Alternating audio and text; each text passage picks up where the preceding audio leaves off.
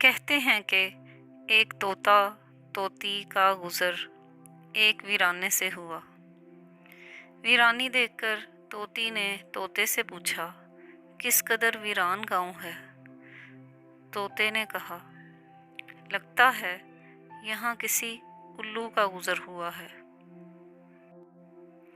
جس وقت طوطا طوطی باتیں کر رہے تھے، عین اس وقت ایک الو بھی وہاں سے گزر رہا تھا۔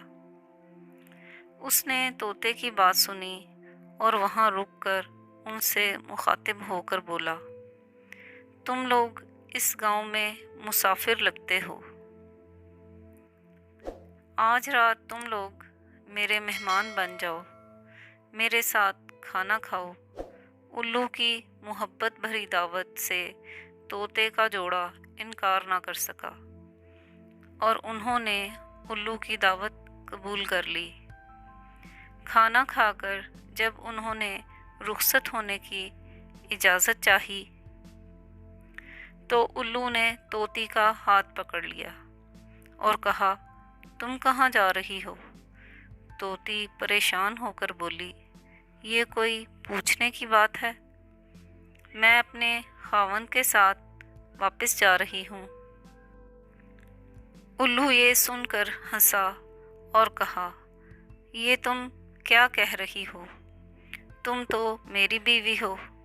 اس پر طوطا طوطی الو پر جھپٹ پڑے اور گرما گرمی شروع ہو گئی۔ دونوں میں جب بحث و تکرار زیادہ بڑھی تو الو نے طوطے کے سامنے ایک تجویز پیش کرتے ہوئے کہا، ایسا کرتے ہیں، ہم تینوں عدالت چلتے ہیں اور اپنا مقدمہ قاضی کے سامنے پیش کرتے ہیں۔ قاضی جو فیصلہ کرے وہ ہمیں قبول ہوگا۔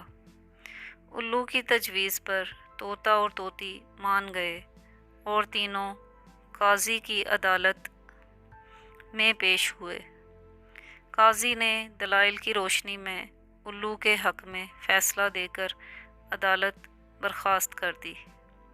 طوطا اس بے انصافی پر روتا ہوا چل دیا تو الو نے اسے آواز دی، بھائی اکیلے کہاں جاتے ہو؟ اپنی بیوی کو تو ساتھ لیتے جاؤ۔ طوطے نے حیرانی سے الو کی طرف دیکھا اور بولا، اب کیوں میرے زخموں پر نمک چھڑکتے ہو؟ یہ اب میری بیوی کہاں ہے؟ عدالت نے تو اسے تمہاری بیوی قرار دے دیا ہے۔ الو طوطے کی بات سن کر نرمی سے بولا، نہیں دوست، طوطی میری نہیں تمہاری ہی بیوی ہے۔ میں تمہیں صرف یہ بتانا چاہتا تھا کہ بستیاں الو ویران نہیں کرتے، بستیاں تب ویران ہوتی ہیں جب ان سے انصاف اٹھ جاتا ہے۔